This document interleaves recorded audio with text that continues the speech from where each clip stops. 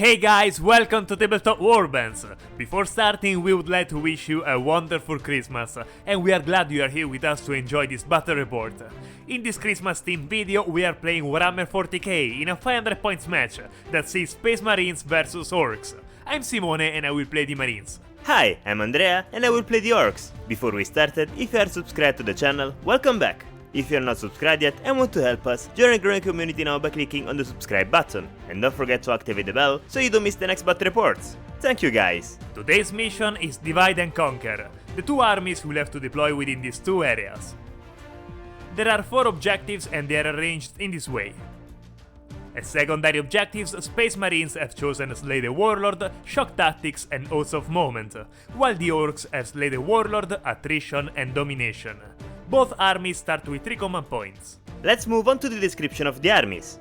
It's holiday on planet Hesperia, and Orcs love to celebrate, especially after raiding a village. But there's one thing they love more than party: beating up Space Marines. Hurry up guys, the fireworks are about to start and you don't want to miss them. This army belongs to the Snakebites clan, and the general is a beast boss. He is armed with Big Snagga Claw and Shoota. His general trait is Ardas Nails, which gives the enemies a -1 to wound when targeting him. Then, as a relic, I gave him the Super Cyborg Body, which ups the damage characteristic of every attacks made on him and gives the bearer a 4+ invulnerable save. As a troop, I chose the Beast Nagaboids and deployed them in a unit of 15 models.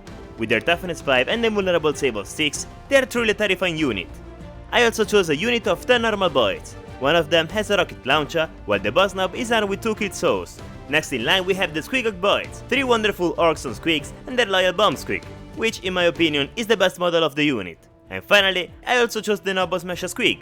The ability that allows him to inflict mortal wounds on the charge makes him super useful against the Space Marines. On the planet Hesperia, the situation is getting complicated. Bands of Orcs rage in the Imperial territory without stopping. A defense force of Ultramarines has received word, however, that a local holiday called Christmas is taking place in a nearby town. They will not allow the Orcs to occupy the best places to view the fireworks. The general of the army is Lieutenant Primaris Reginald, a veteran of many battles. He is armed with a master-crafted power sword and a bolt pistol. As warlord trait, I chose Champion of Humanity, and as a relic he has the Armor Indomitus, which adds a wound, gives him a save characteristic of 2+, and once per battle he can activate a force field which grants him a 3+ invulnerable save until the end of the phase. The core of my detachment are 2 Assault Intercessor units, the 5th and 6th Squad, made up of 5 models each and both armed with heavy bolt pistol and Astartes chainsword. In support of the infantry is the unit that our community has given its name to, the Cobalt Eagles. These Outriders will be the tip of my spear, throwing themselves into the fray. And finally, a multi-melta armed ATV Invader, a piece of my army that proved particularly useful in previous battles. Considering that the center of the field is quite open, I tried to deploy my units so as to be hidden from a possible shooting phase of the Space Marines should they take the initiative. On the left, I have deployed my strongest units, the Squigogs and the Nob. In the center of the drop zone are the Boys who control Objective 1. And on the right are the Boss and the Snaggas, who will take care of eliminating anyone who tries to take control of Objective 4. My units are spread out pretty evenly along the battle line. The Outriders are positioned on the left, ready to deal with the Snaggas unit, while on the right, ATV and a squad of Marines are in cover waiting to understand who will get the first turn. Reginald and the 2nd Marine Squad are under the central building, in control of Objective 3. Rolling for initiative. Blue dice for Space Marines and green dice for Orcs. 3 for me. Same, let's try again. Okay, luckily a low dice roll. And initiative is mine. I hope to start second, but it's okay. I won't expose my units too much. The Squigots are the first unit to move and they go to hide behind the wall. The Nobos Mesha Squig follows them and hides as well. The boss moves 5 inches forward inside the building and the Snagga advance. 5! With 10 inches of movement, they manage to reach Objective 4 and since they have only pistols, no one can shoot, meaning that my first turn ends here. How? Already done? That's all? Okay, then I'd say it's up to me. In my first turn, the Devastator Doctrine is active, and all Space Marine heavy and grenade weapons have an additional -1 penetration. The 5th Squad moves towards Objective 2. The 6th Squad instead moves towards the center of the battlefield, still in control of Marker 3. Reginald does not want to be alone and approaches the Marines to take advantage of their protection. The Outriders move forward and reach Objective 4. Oh, this turn will be really fun for them. First to fire are the Outriders, targeting the Beast Naga in front of them. 12 hits on 3+. Only 7 hit, not a good start. Strength 4 and Toughness 5, I need 5s. 2 wounds. 6+ invulnerability. Not one saved, so 2 orcs are dead. Assault Intercessors are within 18 inches of range and can also fire on Snagas. 5 pistol shots at 3+. All 4s! I need 5 to wound. Thanks to the Lieutenant's ability, I can reroll the 1s. Never mind, just 1. Saving with 6 again. Close, but not enough. Another death. The ATV aims its multi-melta on the Snagas unit. 2 shots at 3+. 1 hit. With Strength 8 and Toughness 5, I wounded 3. Perfect. Let's see if I can save this at 6. Didn't think so. Now the Twin Autobolt Rifle, with 6 attacks on 3+, again on Snagas. 4 hit, this time with Strength 4, so it wounds at 5. 2 is fine. Saving again with 6? Of course, not even 1. 5 deaths total. The Outriders are close enough and they can automatically reach the Orcs, but let's see how close I can get to them. Well, I'd say I can position them good. Let's dance! The Outriders have charged, so thanks to their abilities, they have a series of attacks in addition to the basic ones. With only 3 bikes, they can make 19 attacks at 3+. 13 hit, okay, they need 5 to wound. What is this dice roll? 19 attacks and only 1 wound. Shame. Shame. Shame. No, not shame. Good job. Saving with 6. Nope. 7 orcs dead total this round. But now it's my turn to attack. The remaining Snagas make 21 attacks plus 3 of the Nob at 3, starting with the 21 attacks divided into groups. First 11 attacks. 8 hit. Now the remaining 10 dice. 8 more hits. Same strength and toughness, so wounding with 16 dice at 4+. 11 wounds. Great job, guys. Damn, 11 are too many. I defend them at 3+. So a bike would die. I use a command point to reroll a dice. Okay, better. The Outrider is safe. 3 wounds suffered, so only 1 left. Now the 3 attacks of the Nob at 3+.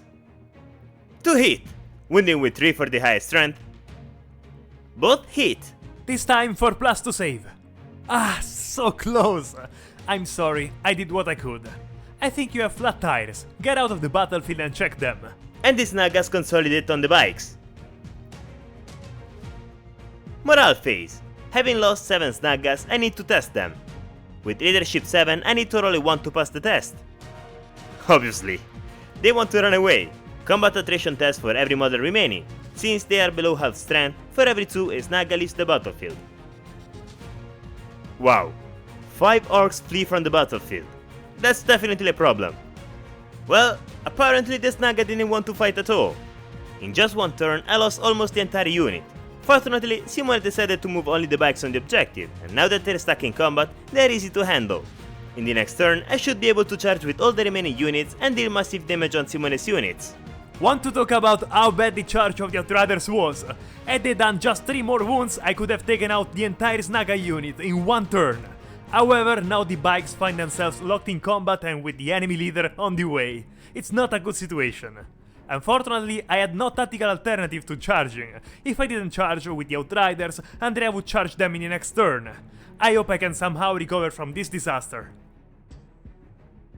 Second turn. At the beginning of the round, I gained 15 victory points for the control of Objective 1, 4 and for controlling more objectives than Simone. Then, my beast boss bellows his war cry. WAG! All my core units and characters can advance and charge. Also, they have a +1 to the strength and attacks characteristics. And now, advance my orcs! Starting with the noble Smash a Squeak. 1. Don't get too tired with that movement. Now the Squeaks hoping it's something more. 2. Okay, luckily they already have a high base movement. Beast Boss, your turn to advance. 5. Finally a decent roll.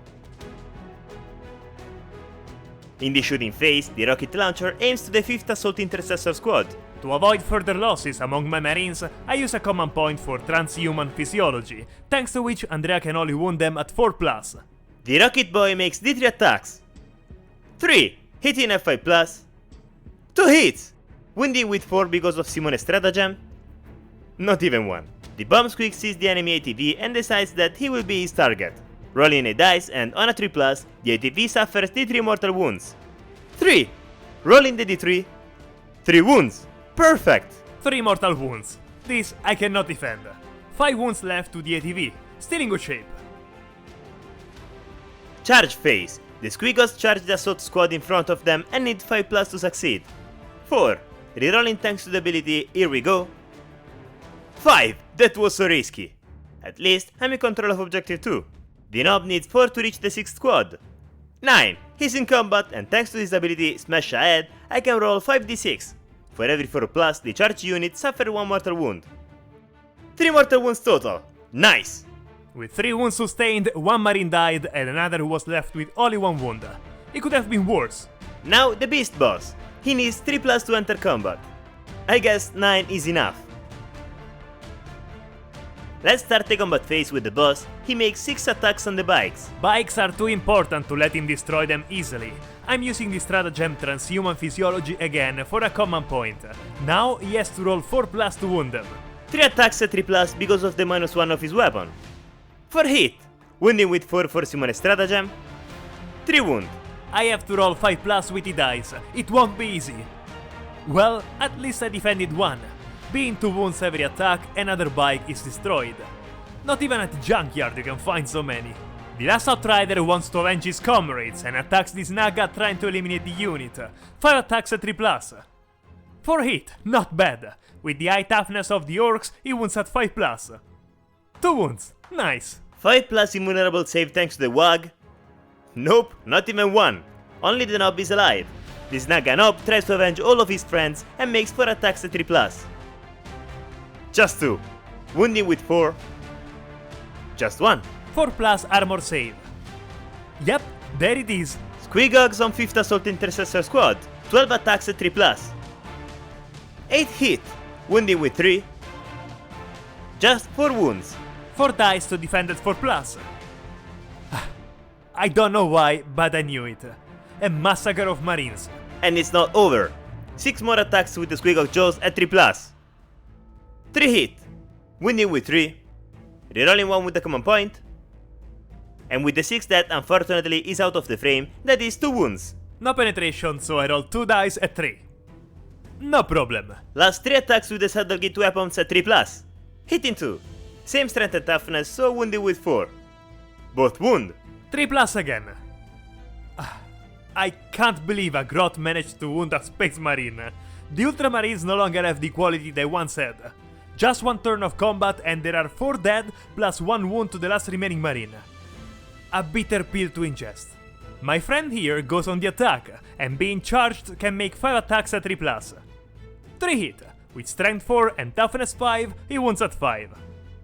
Oh, sad. Last fight, Nob smash a Squig and 6 squad. He makes 5 attacks at 3+. All hit, wounding with 2+. All wound, great roll. 5 dice at 3, should be easy this time. Whoa, 4 6s! Great dice roll! Sadly though, 1 attack passed, so 1 marine died. And the 2 additional attacks of the Squig Jaws at 3+. Both hit, wounding with 2. Wounded! This Squig also managed to wound, so 3+ to save. Obviously, the 2 could not be missing. Another dead. 2 marines slammed to the ground, wondering why they got the fake armor. The remaining 3 marines attack back, making 9 hits at 3+. 7 hits. They need 5 to wound as always. Thanks to the Lieutenant Sora, I can reroll the 1. Nope, just 1 wound. Saving with 5+. Not even close. 1 wound through. Morale phase again. This Naga needs to roll for the morale test. This time I need 5 or less to succeed. Yes, 1! The 5th Squad Marine must also take the test, and being an Ultramarine, he has +1 leadership, so with 4 dead, he must roll 5 or less to pass it. Good boy. On my second turn, Tactical Doctrine is active, which adds an additional -1 to the penetration of rapid fire and assault weapons. Having gained a victory point last turn thanks to my secondary objective Oaths of Moment, with the 5 points I get this turn for controlling an objective, I reach 6 victory points. To avoid having the last model die, I move the Marine away from combat. Reginald moves forward to get within range of the pistol toward this Naga. The ATV moves as far away from the orcs as possible and positions itself in the building, ready to fire on the enemy general. The Outrider disengages from combat. You wish! I spent 2 command points for this stratagem, Snag a Grapple. I have to roll a d6, and on a 4, the Outrider cannot disengage from combat. Rolling the d6, and he missed. You can leave, sir. Have a good day. Thanks, officer. Great use of command points indeed. As I was saying, the bike disengages from combat and stays close to the objective. Reginald aims his pistol at the remaining Snaga and opens fire, making one shot at 2+. Perfect! Wounding with 5 and misses. The Outrider is an Ultramarine, so he can fire even after disengaging from a fight and throws a crack grenade at the Snaga, hoping to take him out. With -1 to hit, he makes a shot at 4+. Oh no, I can't miss this one. I use a command point to reroll the dice. Okay, that's better. Now, 3+ to wound. Yeah, fantastic. Good job. The ATV aims the multi-melta at the enemy leader and makes 2 shots at 3+. Hit both! Great! -1 to wound for the Orc's general trait, so wounds at 4. Nice shot! Well done! 4+ invulnerability. Just 1 saved. That's d6 wounds against the Orc. Would you have guessed that? Oh, you're a lucky orc. 5 wounds left. Now the ATV's twin auto-bolt rifle, but this time against this Naga. 6 shots at 3+. 4 hit. Wounds with 5. 2 wounds. I really need you to stay alive, saving 2 dice at 6. Yes! He only suffers 1 wound, meaning that the objective is still in my control. The 2-6 squad marines fire pistols at the knob, making 2 shots at 3+. Oh yeah, go Marines! Wounded with 5. 1 wound. Saving with 5. Nope. 3 wounds left to the knob. The last marine of the T squad instead throws a crack grenade at the Squigogs at 4+. Nope. Reginald holsters his pistol and prepares to charge the Nobo's Mesha Squig. He needs 4+ to reach it. 11! Reginald tasted blood! Reginald, thanks to his general trait, has an additional attack when fighting characters, so he makes 5 attacks at 2+ on the Nob with his master-crafted power sword. All hit! That hurts! The Orc is still tough, but thanks to Reginald's general trait, he has a +1 to wound, so he needs 4+. 3 wounds for you! Ouch! 6 to save. Just 1. Rerolling 1 with a command point. Nope. With 2 wounds each attack, the Nob is forced to leave the battlefield. I think that this round was okay. I did lose a Smash Squig, but I'm in control of the objective, so I gained 3 victory points for the secondary objective domination, reaching 18. Simone doesn't have many models remaining, and this is huge. If in the next turn I manage to eliminate both the Assault Intercessor squads and the bike, I would end the round with a victory. Having killed a character, I gain a victory point at the end of the round thanks to my secondary objective Oaths of Moment, reaching 7. This round went a little better having killed the Nob, but I could have done a lot more during the shooting phase. If I'd managed to eliminate the last Naga boy, the situation would now be much less problematic. In the next round, I absolutely have to make the last bike survive if I want to get back in the game. Then the rest will all depend on Reginald and the ATV. At the start of the third round, I gained 15 victory points, reaching 33 in total. The Squigos move in between the 2 squads to avoid failing the charge. Same for the boss, that gets closer to the bike. In the shooting phase, the Rocket Boy tries to eliminate the last intercessor of the 5th squad, making D3 shots at 5+. Rolling the D3. 2 shots at 5+. 1 and... nope. Just 1 that wounds with 2. Wounded. The Marine tries to defend with 4+. No, I won't let you kill him. I use a command point to reroll the dice. You see? He's safe. Since the Rocket Boy failed, the Squigogs try to eliminate the same Marine, making 3 attacks at 5+. Amazing. Let's try with the Sedogit weapons. 3 more shots at 5+. Just 1. Wounding with 4. Wounded. 3+ to save with this one. Yep, that's the 3. Okay, charge time. The boss enters automatically in combat with the bike since he's less than 2 inches from him. The Squigogs instead need 3+ to charge both the Assault Intercessor squads and the leader. 5. They position themselves in a line to be able to fight with everyone.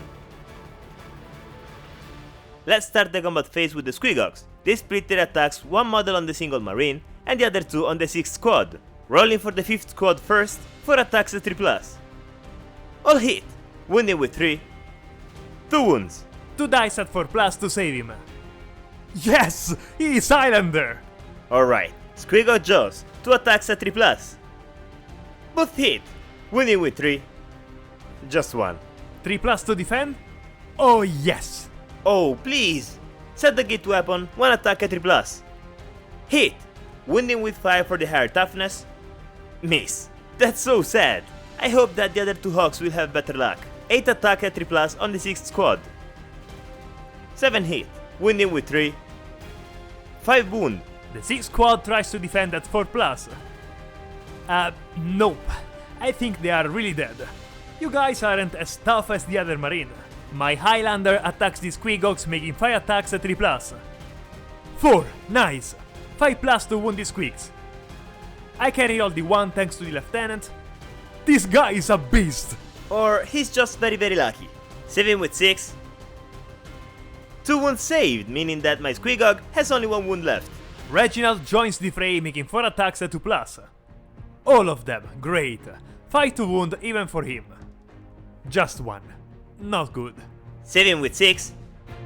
Of course he dies. That's your punishment for not eliminating your target. Now it's the boss' turn.